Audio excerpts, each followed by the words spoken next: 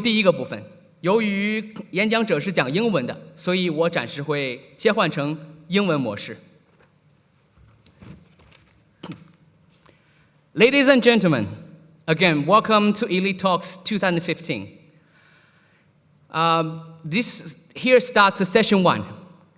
I still remember the day, the first day I arrived at the Melbourne airport. I was 17. On that day, for the very first time, I felt the anxiety of being a minority.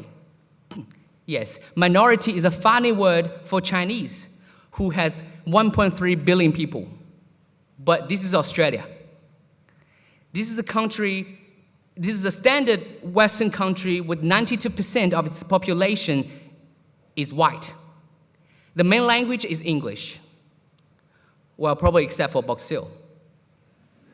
For us, English, when we were in China, English was just a subject in high school. But in here, we have to study English, we have to live in English and work in English. And other than that, we have to face the cultural differences. Also, there's also bamboo ceiling. You know, bamboo ceiling, 竹子天花板是一个比喻，来形容亚洲人在职业上升中所遇到的障碍。So, on one hand, we are disadvantaged, but we are in an Asian century. Speaking Chinese and knowing the Chinese culture has gradually becoming an advantage. So the question is, how do we use our advantage to break through the bamboo ceiling? So we have invited 3 distinguished guests. They're gonna talk from their experiences, and they're gonna tell us what they think as us international students should do. The first speaker is Mr. Jonathan Pratt, the regional manager of RMIT University, who originally from UK. He has spent many years working with international students. He will talk about international graduates, how international students can be noticed by employers. Let's welcome Mr. Jonathan Pratt, the regional manager of Greater China and Australia of RMIT University.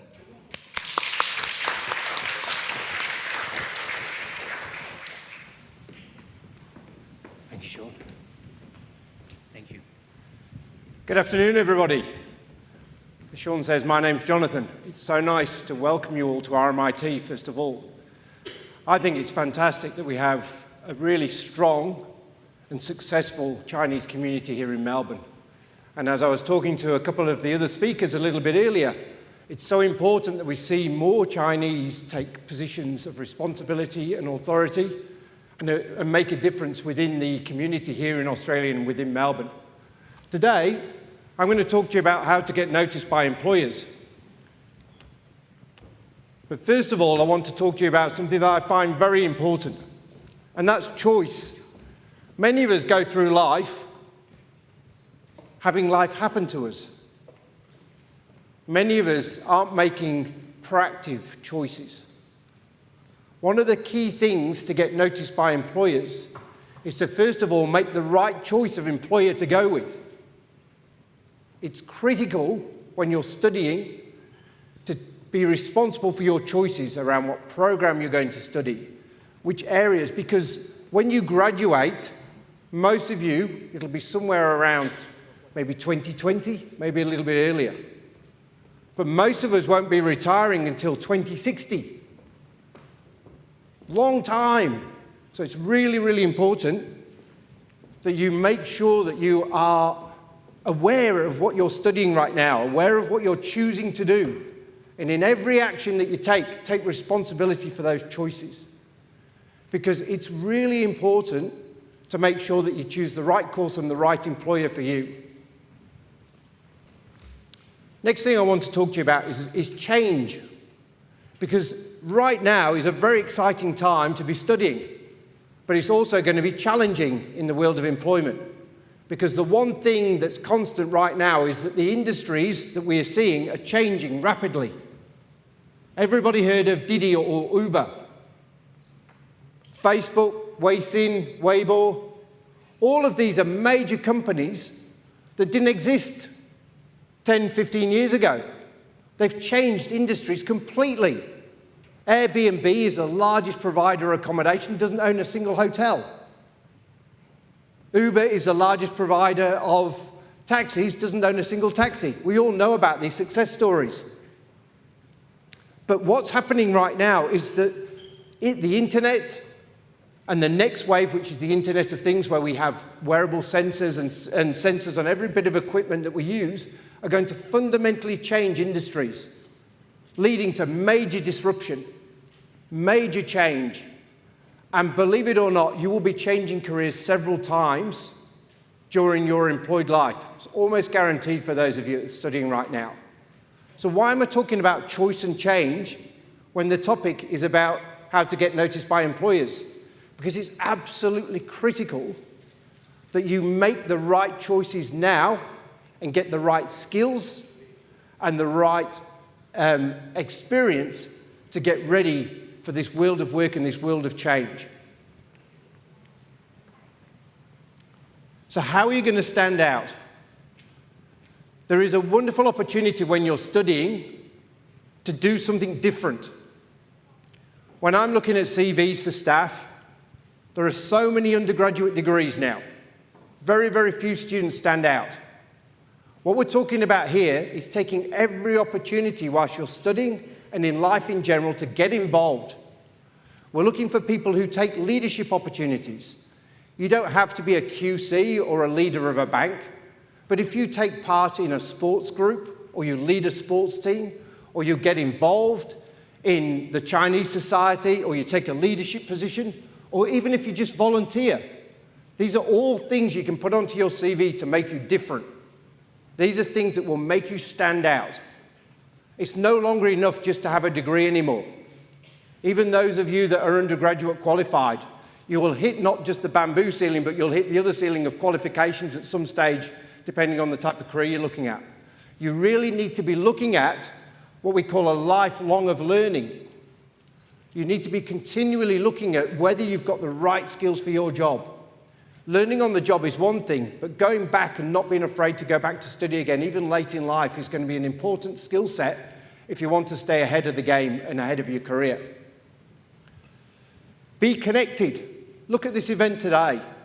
We're really proud to be involved in Elite Talks because this is a non-profit organisation that's been set up to help enable connections within the community. We think that's a wonderful thing to do. This is people's time that they're giving up. This is people's energy and effort. Why are they doing it? Because we want to connect. We want to feel like we're part of the community. We want to be helping. And through connections, good connections can come that can help your career as well. There are so many jobs that are advertised, and there are so many jobs and opportunities that come up through networks as well. So it's really important that you spend as much time as you can developing other skills, other interests, so that you're seen as being a more rounded person. Everybody know about IQ. Yeah? Your intelligence is no longer enough. Okay? You need to be looking at emotional intelligence, your ability to be able to socialize, to work in teams, to collaborate. But you also need to be looking at your health. It's really important in today's workplace of change and stress and continual development and increase of activity with social media and so many different touch points to look after yourselves. It's really important to keep yourself healthy and to have a sport or have an activity that keeps your mind active, that keeps your body active, as well as developing your emotional skills, your ability to have empathy, your ability to communicate. All of these are really important. And when we're looking at CVs, we're looking to see whether they're being demonstrated. Even as a student who's just recently graduated, we're looking for those type of skill sets. And we can see it through whether you volunteer, whether you take part in a sport, whether you're actually involved in a competition, or whether you're involved in any work experience. All of these help you be different and be connected. So these are some of the areas where we're connected as a university. When you're considering your study, whether there's work experience as part of the program or not, It's really important to use your networks and get out and get as many opportunities to get work experience. Most of them will be paid if they're organised through a university, but some of them won't be. There's some great opportunities to get involved in the local community. You know, it's something like Elite Talks or the Wings Foundation. Wings Foundation is a group that basically goes out and helps students who are struggling with their study or struggling with legal advice or accommodation. So there's lots of organisations you can get involved in the local community. Any of you thought of mentoring somebody or even tutoring them? If you're doing particularly well in a subject, help your classmates, because the best way to learn, the best way to develop as an individual is to be the teacher. There's no reason why you can't use things like that on your CV when you're starting out. For those of you that are international students, it may also seem very strange to come all the way to Australia, to be part of a new community and a new culture, and then considering going and studying somewhere else for a semester or 2 semesters. But it's really important to think about what you might get out of going and studying abroad. There are grants available at universities for you to be able to take part in that study abroad, so not all the financial cost sits with you. But you imagine having a degree, and we believe the degrees of the future will be partly online, partly in one country, partly in another, partly in classrooms, partly group assignments. It'll be a really mixed and blended model, because you're going to need to be able to work closely as a team on a particular project, break up from that team and start working with other people. So you might work on a project for a couple of months, a couple of weeks, a couple of years. That requires really high levels of emotional intelligence, the ability to be able to connect with people, communicate, working teams, collaborate. All of these are key graduate skills. And right now, the biggest problem with graduates is they don't have the skills that industry is looking for. So it's really important that you develop those skills of collaboration, teamwork, communication. It's scary getting up and standing and talking in front of a group of people, but you've got to force yourself to do it. It's really important to get those skills.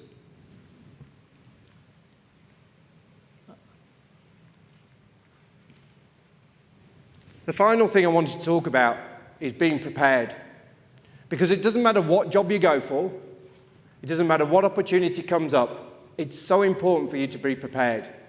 And what I mean by that is you need to look at every part of yourself before you apply for the job or even consider the job. So what does your social media profile look like? Are there any embarrassing photographs on there? You know? Is your CV on LinkedIn up to date and accurate and correct? It's all very well to have an accurate one that you hand over for the interview, but if it doesn't match what you're claiming on LinkedIn, they'll be looking at all of that in terms of the profiling.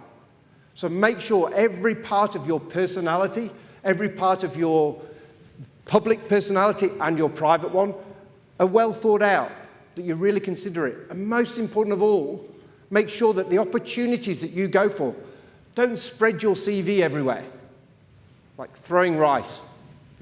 Don't throw the seeds everywhere.